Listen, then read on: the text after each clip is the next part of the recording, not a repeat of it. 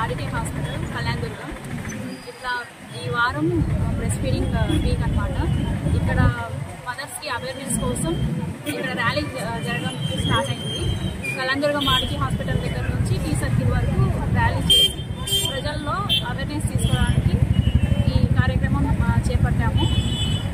Breast feeding first అంటే baby పుట్టిన 1 అవర్లోనే breast feeding ఇస్తే బేబీకి ఇమ్యూనిటీ బాగా అంటే లైఫ్ టైం ఉంటుందన్నమాట. యాంటీబాడీస్ అన్ని ఇప్పుడు మదర్ ద్వారా బేబీకి పోవడం వల్ల లైఫ్ టైం ఇమ్యూనిటీ ఉంటుంది. ఎటువంటి అంటే రోగాలు వచ్చినా కూడా తట్టుకోవడానికి శక్తి ఉంటుంది అన్నమాట.